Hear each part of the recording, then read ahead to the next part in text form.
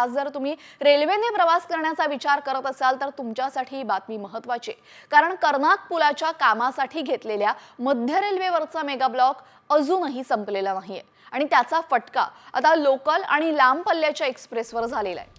त्यामुळे मध्य रेल्वेच्या प्रवाशांचे मोठे हाल होताना दिसतायत। कर्नाक पुलावरचा गर्डर बसवताना एका कर्मचाऱ्याला दुखापत झाली, तसंच गर्डरची अलाइनमेंट सुद्धा चुकलेली आहे आणि त्यामुळे मुंबई महापालिकेकडून अद्याप ब्लॉक संपण्याची घोषणा झालेली नाहीये। त्यामुळे आता मध्य रेल्वेवरच्या लोकल या केवळ भायखळा दादर आणि कुर्ला स्थानकापर्यंतच सुरू आहेत, तर हार्बर मार्गावर वडाळा रोडपर्यंत लोकल सुरू आहेत। त्यामुळे आता मुंबईकरांना पुढचा प्रवास ट्रॅकवरनं चालत करावा लागतोय। तर मध्य रेल्वेची वाहतूक पूर्णपणे सुरू न झाल्यामुळे प्रवाशांना मोठा त्रास सहन करावा लागतोय आणि त्याचे पडसाद ठाण्यापर्यंत उमटतायत। ठाण्याहून मुंबईच्या दिशेने जाणाऱ्या लोकल्स रद्द करण्यात आलेल्या आहेत, तर अनेक लोकल सध्या उशिराने धावत आहेत। त्यामुळे ठाणे स्टेशनवर सुद्धा प्रवाशांची गर्दी बघायला मिळालीये।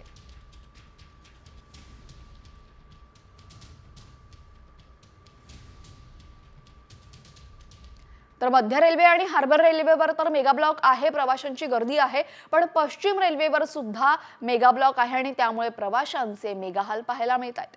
पश्चिम रेल्वेवर सलग दुसऱ्या दिवशी वाहतुकीवर परिणाम झालेला आहे।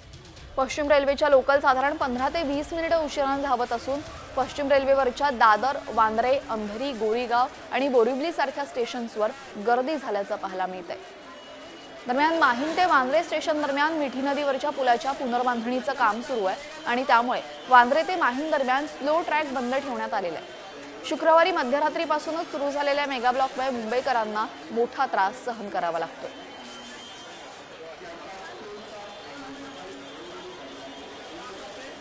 एसटीच्या दरामध्ये भाडेवाढ झालेली आहे आणि एसटी मध्ये जी भाडेवाढ करण्यात आलेली आहे त्यावरनं मंत्र्यांनी मात्र हात झटकलेले आहेत। एसटीच्या दरात 15% वाढ करण्यात आली, मात्र याच भाडेवाढी संदर्भात परिवहन मंत्र्यांनीच हात वर केलेत।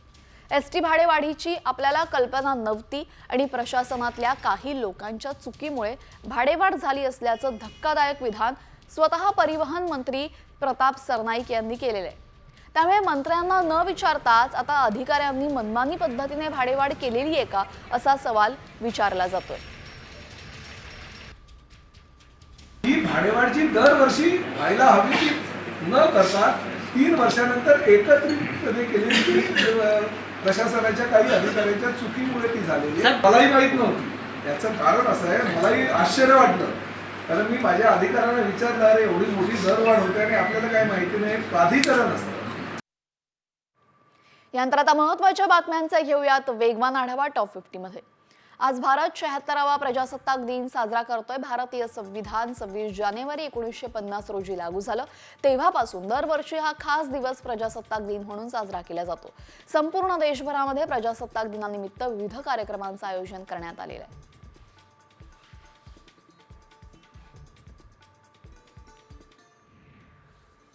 प्रजासत्ताक दिनाच्या पूर्वसंध्येला मंत्रालयाला विद्युत रोषणाई करण्यात आली होती।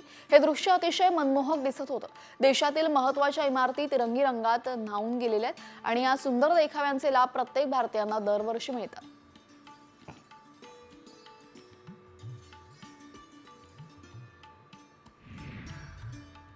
मुंबईचं सीएसएमटी स्टेशन आणि मुंबई महापालिका मंत्रालय बीएससी अर्थात बॉम्बे स्टॉक एक्सचेंजची इमारतही तिरंग्यात न्हाऊन निघाली। वेगवेगळे औचित्य साधून सीएसएमटी स्थानकावर रोषणाई केली जाते। प्रजासत्ताक दिनाच्या पूर्वसंध्येला ही रोषणाई करण्यात आली होती आणि ही रोषणाई पाहण्यासाठी मोठी गर्दी सुद्धा होते।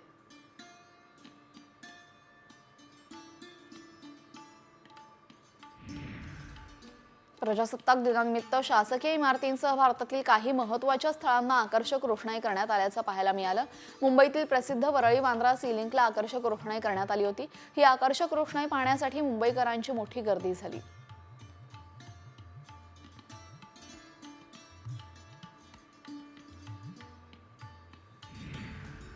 भारतीय प्रजासत्ताक दिनानिमित्ताने पंढरपूर येथील श्री विठ्ठल रुक्मिणी मंदिर आकर्षक अशा तिरंगी ध्वजाप्रमाणे फुलांची सजावट करण्यात आली।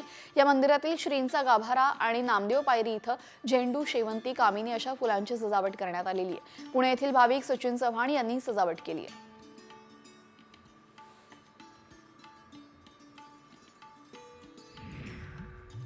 देशाच्या 76व्या प्रजासत्ताक दिनानिमित्त नंदुरबार रेल्वे स्थानकाला आकर्षक विद्युत रोषणाई करण्यात आली। यासोबतच नगरपालिकेला विशिष्ट प्रकारची विद्युत रोषणाई करण्यात आलेली आहे। जिल्ह्यातील अनेक कार्यालयांना तिरंग्यामध्ये न्हाऊन निघाल्याचं चित्र बघायला मिळत आहे।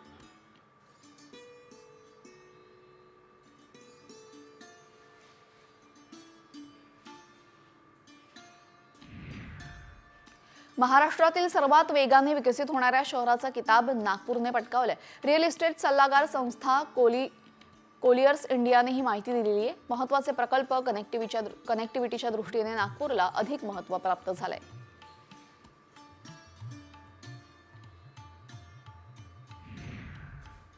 राष्ट्रवादी काँग्रेसचे नेते आणि उपमुख्यमंत्री अजित पवार यांचे निकटवर्तीय बाबूराव चांदेरे यांनी माणेर परिसरामध्ये एका व्यक्तीला मारहाण केल्याचं समोर आलंय। जमिनीच्या वादातून मारहाण केल्याची माहिती समोर आली असून विजय रौंदळ असं या व्यक्तीचं नाव आहे।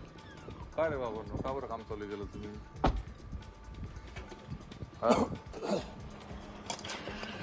काम का चालू केलं सर? देशातील 200 पेक्षा अधिक टोल नाक्यांवर फेक सॉफ्टवेअरच्या माध्यमातून पैसे लाटल्याचा प्रकार समोर आलाय। 100 कोटींपेक्षा अधिकचा घोटाळा असल्याचा संशय आहे। यामध्ये जनतेला थेट लुबाडलं नसलं तरीही सरकार जमा होणारे पैसे लुटले गेलेले आहेत। उत्तर प्रदेशातील STF या प्रकरणी मिर्झापूरच्या अंतरेल टोल प्लाझावरनं तिघांना अटक करण्यात आली आहे।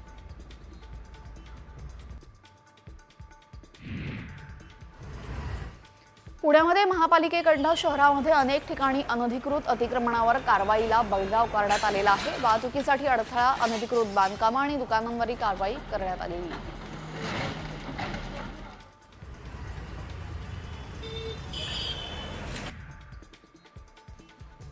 पुण्यातील रांजणी गावाजवळ विविध आजारांचं निदान झालेलं आहे। दरम्यान रक्ताचे नमुने त्यासाठी रस्त्यावर फेकलेले आहेत। इंजेक्शनाच्या सिरीज, सुया, बाटल्या, औषधांच्या बाटल्या आणि इतर वैद्यकीय कचरा उघड्यावरच टाकण्यात आल्याने आरोग्याचा प्रश्न आता निर्माण झालाय।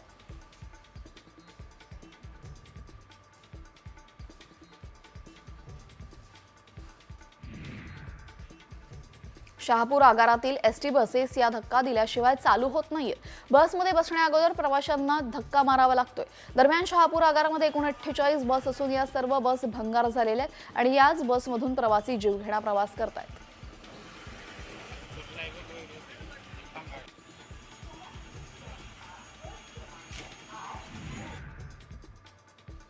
इसापूर धरणातील पाणी टंचाई निवारणार्थ आरक्षित पिण्याचं पाणी पैनगंगा नदीच्या पात्रामध्ये सोडण्याचे आदेश जिल्हाधिकाऱ्यांनी दिलेत। त्यामुळे नदीकाठावरील 47 गावांमधील नागरिकांचा आणि जनावरांच्या पिण्याच्या पाण्याचा प्रश्न मिटणार आहे।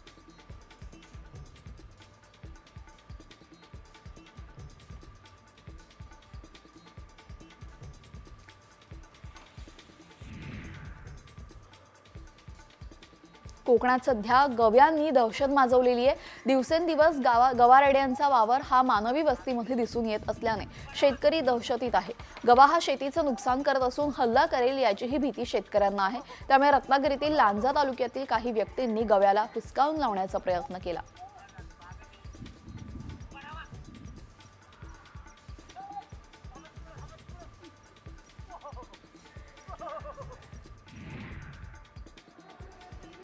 नशिराबाद गावातील पीर यासियान मिया कादरी यांच्या 125व्या उरुसाला सुरुवात झालेली आहे। दर्गावर विद्युत रोषणाई करण्यात आली असून गावाला यात्रेचं स्वरूप प्राप्त झालंय।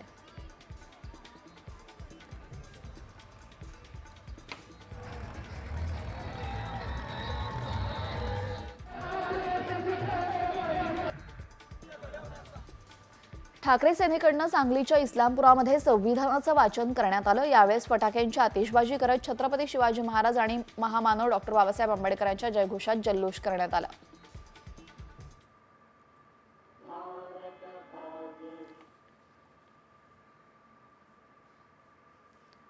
आज 26 जानेवारी प्रजासत्ताक दिनाचं औचित्य साधत ध्वजारोहणाचा समारंभ पार पडतोय। मुख्यमंत्र्यांच्या हस्ते ध्वजारोहण झालेलं आहे।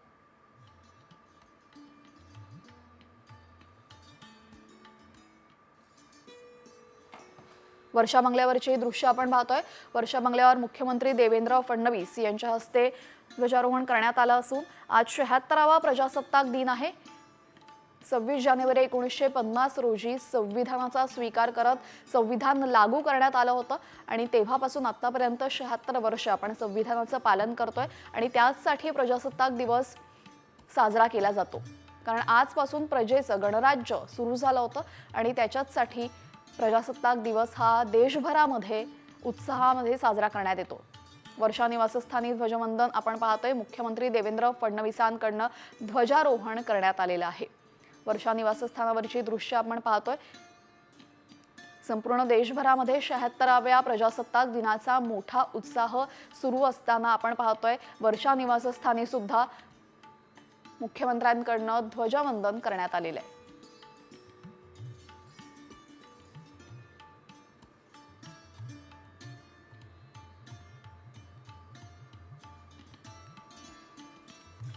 सव्वीस जानेवारी 1950 रोजी संविधान लागू झालं होतं देशभरामध्ये आणि त्याचमुळे हा दिवस प्रजासत्ताक दिन म्हणून साजरा केला जातो.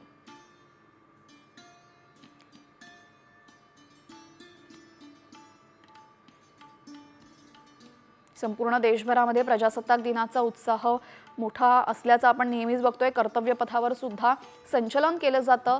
अनेक चित्ररथ तिथे सुद्धा असतात. जिल्ह्यामध्ये त्यांचे पालकमंत्री ध्वजारोहण करतात, ध्वजवंदन करतात आणि आता सध्या वर्षा निवासस्थानावरची दृश्य आपण पाहतोय. यंदा आपण 76वा प्रजासत्ताक दिन साजरा करत असून आपल्या राज्यघटनेच्या गौरवाचा हा दिवस असतो.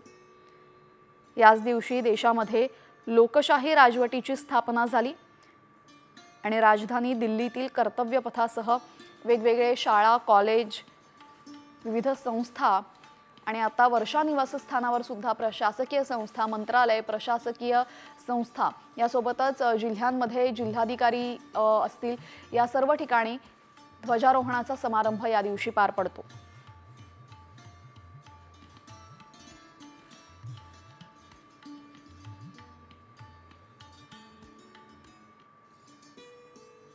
मुख्यमंत्र्यांकडनं ध्वजवंदन करण्यात आलेले वर्षा निवासस्थानावरची दृश्य आपण पाहतोय.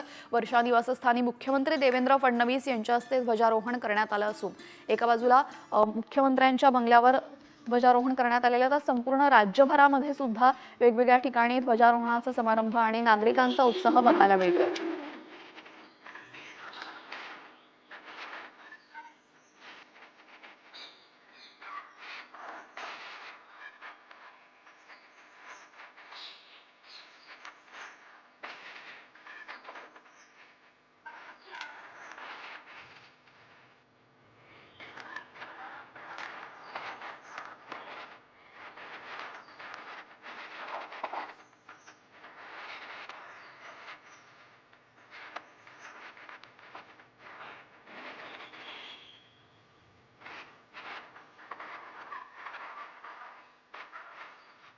तर मुख्यमंत्र्यांकडनं ध्वजवंदन करण्यात आलेलं आहे. यानंतर आता आपण कृषी विषयक बातम्यांचा घेऊयात वेगवान आढावा. नाशिक जिल्ह्यात बदलत्या वातावरणामुळे गहू पिकाला त्याचा फटका बसू लागलेला आहे. पिकाला मिळणारं अल्प पाणी आणि उन्हाचा तडाखा बसत असल्यामुळे गव्हाच्या पिकाची पानं काही प्रमाणात पिवळी पडू लागलेली आहेत. तसेच गव्हाच्या दाण्यामध्ये पूर्ण क्षमतेने वाढ होत नसल्याचं कृषी अधिकाऱ्यांनी स्पष्ट केलेलं आहे.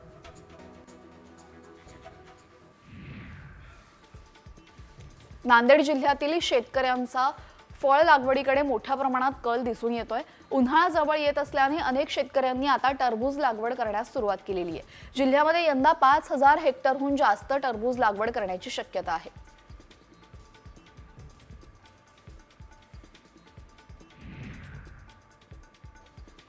पपईची मागणी मागील काही आठवड्यांपासून कायम आहे. देशभरातून राज्यातील पपईला उठाव मिळत असल्याचे चित्र यंदा बघायला मिळते. तसेच यंदा पपईचं पीकही चांगलं असल्याने शेतकरी खुश आहेत. सध्या पंजाब, हरियाणा, काश्मीर, उत्तर प्रदेश, राजस्थान आदी भागातील खरेदीदार राज्यामध्ये पपईची खरेदी करतायत.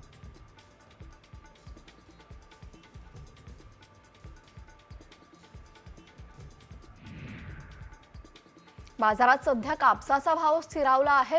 कापूस 3600 रुपयांच्या दरम्यान विकला जातोय. कापसाच्या भावामध्ये काहीसे चढ-उतार दिसू शकतात असा अंदाज कापूस बाजारातील अभ्यासकांनी व्यक्त केलेले आहे.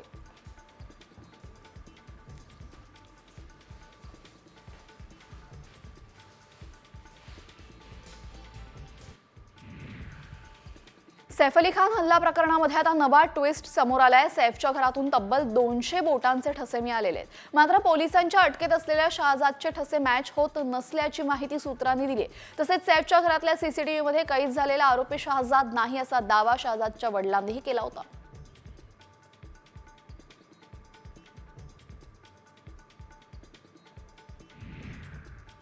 धुळे तालुक्यातील मोहाडी परिसरामध्ये काही मांत्रिक स्मशानभूमीमध्ये रात्रीच्या वेळी अघोरी पूजा करत असल्याचा धक्कादायक प्रकार समोर आलाय। परिसरातील नागरिकांच्या लक्षात आल्यानंतर नागरिकांनी अघोरी पूजा उधळून लावली। स्मशानभूमीमध्ये कापलेला बोकड, जिवंत कोंबड्या आढळून आलेल्या आहेत। तसंच मोठ्या प्रमाणात कापलेली लिंब आणि काही फोटोही सापडले आहेत।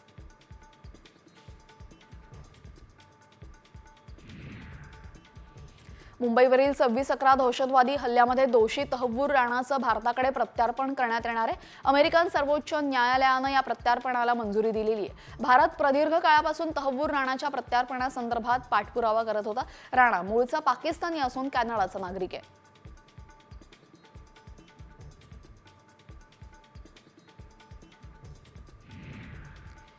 मुंबई विमानतळावरनं 7.5 कोटींचं कोकेन जप्त करण्यात आलेलं आहे। टांझानियावरनं आलेल्या प्रवाशाला मुंबई कस्टम विभागानं अटक केली असून यावेळेस प्रवाशाच्या पोटातून तब्बल 55 कॅप्सूल जप्त केलेत।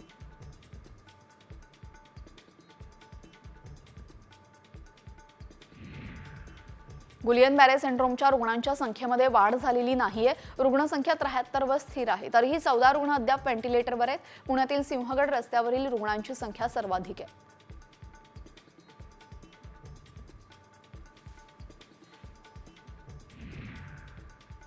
पुण्यातील जीबी सिंड्रोम आजाराच्या तरुणांची संख्या 73 वर पोहोचली। केंद्रानेही या आजारासंदर्भात आता तपास करण्याचे आदेश दिले। केंद्रानं 3 जणांचं पथक लवकरच पुण्यात येणार असून मायक्रोबायोलॉजिस्ट आणि न्यूरोलॉजिस्ट आणि वैद्यकीय तज्ज्ञांचा समावेश यामध्ये आहे।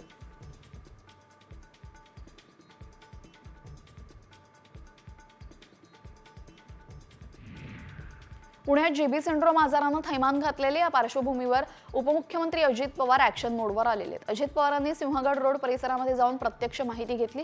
याच परिसरामध्ये जीबी सिंड्रोमचे अनेक रुग्ण आढळले असून अजित पवारांनी सिंहगड रोड परिसरातल्या नागरिकांसोबत संवाद साधून माहिती घेतली आहे।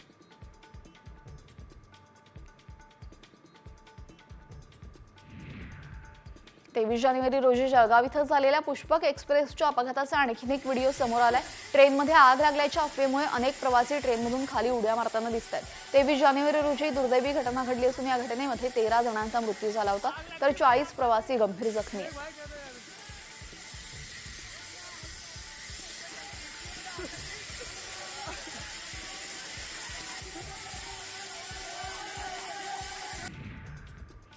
क्रिकेट सामन्यादरम्यान एक चाहता मैदानाची सुरक्षा भेदत ऋतुराज गायकवाड जवळ गेल्याचं पाहायला मिळालं। त्यावेळेस ऋतुराजनेही त्याची थोडी मजा घेत त्याला पाठलाग करायला लावलं। रणजी ट्रॉफी 2024-25 स्पर्धेत महाराष्ट्राचा पहिला सामना बडोद्या विरुद्ध नाशिकमध्ये झाला। या सामन्यात महाराष्ट्र नेतृत्व ऋतुराज गायकवाडने केलेलं आहे।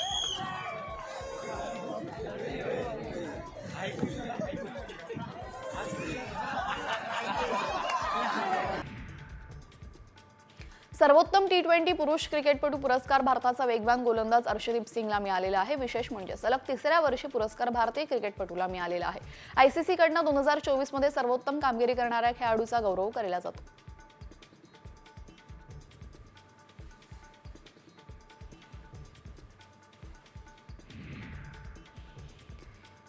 मेडिसन कीजने ऑस्ट्रेलिया ओपन स्पर्धेचा किताब जिंकलेला आहे। प्रथम मानांकित बेलारूसच्या अरीना सबालेकाला तिनं केजमध्ये पराभूत केलं। मेडिसन कीजने कडवी झुंज देत गतविजेत्या सबालिकेविरोधात 6-2, 2-6 आणि 7-5 असा विजय मिळवलेला आहे। यावेळेस ऑस्ट्रेलियन ओपन चषकावर तिनं आपलं नाव कोरलंय।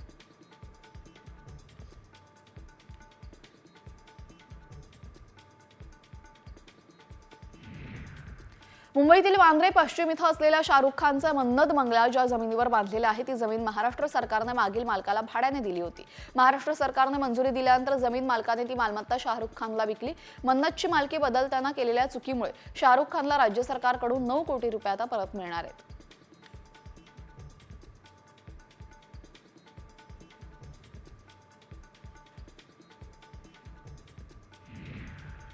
अभिनेत्री कंगना रनौतच्या बहुप्रतीक्षित इमर्जन्सी सिनेमानं एका आठवड्यातच फक्त 14,64,00,000ची कमाई केलेली आहे. 17 जानेवारीला प्रदर्शित झालेला चित्रपट बराच काळ वादात अडकला. या सिनेमाचं प्रदर्शनही खूप रखडलं. त्याचा परिणाम आता बॉक्स ऑफिसवरच्या कमाईवरही झालेला आहे.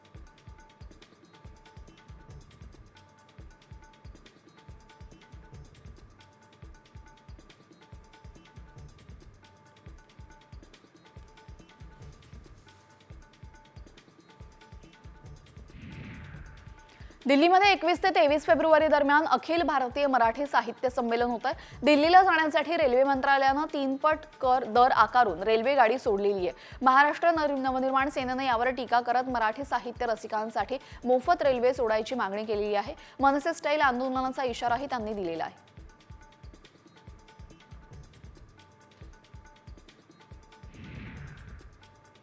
ठाकरे गटाचे नेते संजय राऊत यांनी पुन्हा एकदा उपमुख्यमंत्री एकनाथ शिंदेवर निशाणा साधलेला आहे. एकनाथ शिंदे किस झाड की पत्ती आहे, त्यांना उत्तर द्यायची नक्की काय गरज आहे असं म्हणत संजय राऊतांनी शिंदेंवर हल्ला केलाय.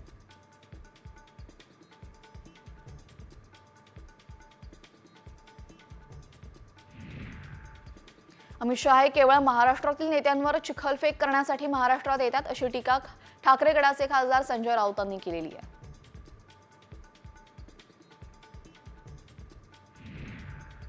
काँग्रेस नेते विजय वडेट्टीवार यांनी स्वतःचा उपमुख्यमंत्री पदाचा प्रस्ताव एकनाथ शिंदे यांच्याकडे आणला होता आणि असा मोठा गौप्यस्फोट मंत्री उदय सामंतांनी केलेला आहे. काही दिवसांपूर्वीच शिवसेनेमध्ये नवीन उदय होईल असा दावा काँग्रेस नेते ज्येष्ठ नेते विजय वडेट्टीवार यांनी केलाय.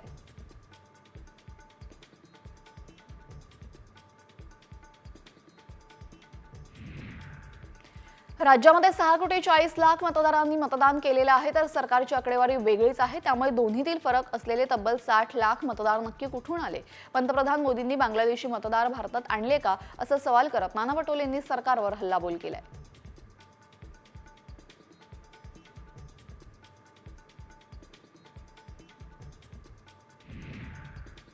पालकमंत्री पदावरनं शिवसेनेचे मंत्री भरत गोगावले यांनी महायुतीचा धर्म तोडण्याचं काम केलेले अशी टीका अजित पवारांच्या राष्ट्रवादीचे नेते सूरज चव्हाण यांनी केलेली आहे.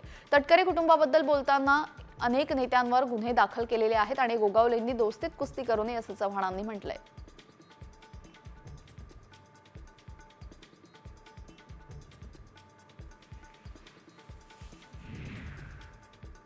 भास्कर जाधवांच्या ऑफिस बाहेर रत्नागिरीमधील पोलीस बंदोबस्त वाढवण्यात आलेला आहे. चिपळूणमध्ये नितेश राणे यांच्या सभेपूर्वी हा बंदोबस्त वाढवण्यात आला. तसंच भास्कर जाधव यांच्या चिपळूण कार्यालयामध्ये प्रजासत्ताक अमृत महोत्सवही साजरा केला जातोय. त्यामुळे मागे झालेल्या दगडफेकीच्या घटनेमुळे पोलिसांनी आता खबरदारी बाळगली आहे.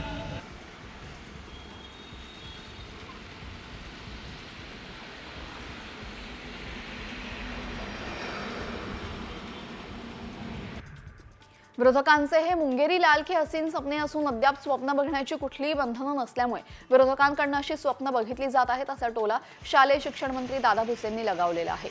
शिंदेंसोबत उदय सामंतांचा उदय होणार या टीकेला भुसेंनी विरोधकांना प्रत्युत्तर देत धुळ्यामध्ये ते बोलत होते.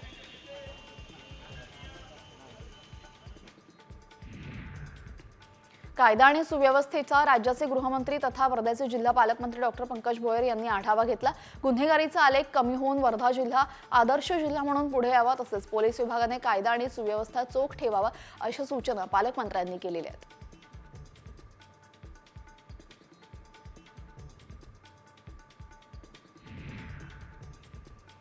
मुंबईमध्ये ठाकरे गटाने संविधान दिंडी काढलेली. या दिंडीमध्ये उद्धव ठाकरे, आदित्य ठाकरे सहभागी झाले. लोकशाही टिकवण्यासाठी ठाकरे गटाने भारत माता पूजन आणि संविधान दिंडीचं आयोजन केलेलं आहे.